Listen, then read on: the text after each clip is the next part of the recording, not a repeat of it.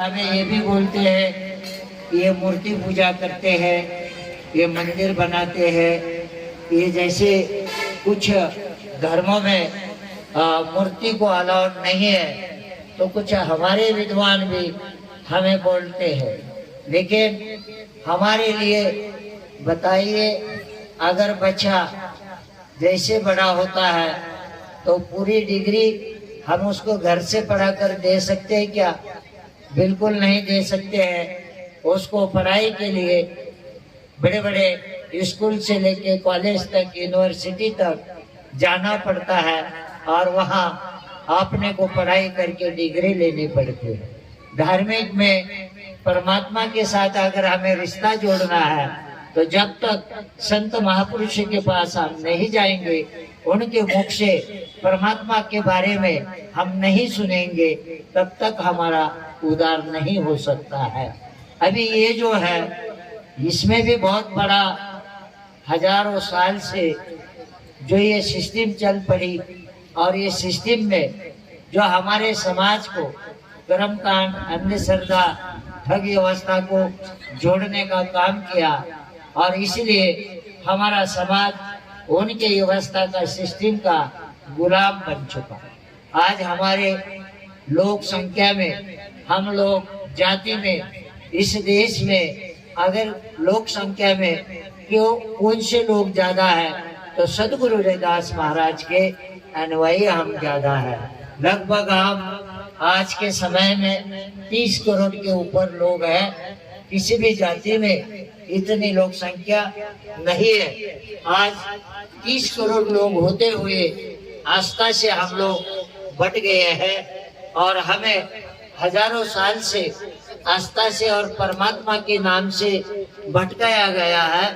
तो हमें हजारों साल से जो भटकाया गया है, तो हमारे महापुरुषों ने उसको समझने के बाद, ज्ञान प्राप्त करने के बाद, उस ज्ञान को संसार के हमारे लोगों को बांटने का काम किया है। लेकिन आज तक बहुत बड़ी मिशन ये चल रही है। आज पूरे देश दुनिया में हम लोग इसका प्रचार कर रहे हैं। हमें भी पता है कि हमारा समाज हर जगह हमारे से जुड़ा है, सही है। लेकिन ये जो है परमात्मा जो है, जैसे जैसे महापुरुषों ने परमात्मा के बारे में समझाने का काम किया है, ऐसे ही आपने सदगुरु रविदास महाराज जी ने हमारे विष्णु देवत, कुल देवत, प्रभु परमात्मा हमारे लिए उन्होंने भी हमें परमात्मा के बारे में अमृतवाणी में समझाया है। हमारा समाज अमृतवाणी को ध्यान से समझना, समझ लेना, धारण करना, पहला सुनना, और वो अमृतवाणी अपने जीवन के अंदर अमल बजावनी करना, धारण करके अपने जीवन का उदार भवसागर ठीक तरह से पार करना। हमारे गुरु का परमात्मा कौन सा है? मंदिर है या मस्जिद है या चर्च है या गुरुद्वारा है या तीर्थ स्थान है? अगर ये जगह परमात्मा होता तो क्या हमारे सदगुरु रविदास महाराज दोहे में, वाणी में हमें समझाने का काम ऐसा करते? उन्होंने कहा, का मथुरा का द्वारका का काशी हरिद्वार, रविदास खोज दिला अपना तो मिलिया दिलदार। गुरु रविदास जी परमात्मा के बारे में काशी, मथुरा, द्वारका, हरिद्वार में खोजने के लिए संसार में मानव जीवों को नहीं बता रहे हैं, अपने अंदर खोजने के लिए बता रहे हैं। तो ये कब पता चलेगा? सबसे पहला तो हमारे को ऐसे प्रार्थना स्थलों की जरूरत है, संत और महापुरुषों की जरूरत है। अभी तक हमारे समाज में किसी भी माता पिता ने दिमाग में ये कभी नहीं लिया कि मैं कभी कभी समाज का उदाहरण देता हूँ। आधा करोड़ समाज जैन समाज है, वो लोग आधा करोड़ समाज में 35,000 उनके संत है, 50 लाख में 35,000 उनके संत है, और बिजनेस में इस देश में सबसे टॉप लोग वो है। तो हमारे लोगों के दिमाग में जो अच्छाई है, जो ज्ञान है, जो सत्कर्म करने वाला मार्ग है, अगर उसको बताने वाला ही हमारे पास कोई नहीं रहेगा तो कैसे हमें पता चलेगा। तो इसलिए हमारे माता पिता के दिमाग में ये क्या आता है कि मेरा बेटा पढ़े लिखे बड़ा अधिकारी बने, बड़ा बिजनेसमैन बने, बड़ा लीडर नेता बने या बड़ा डॉक्टर इंजीनियर बने।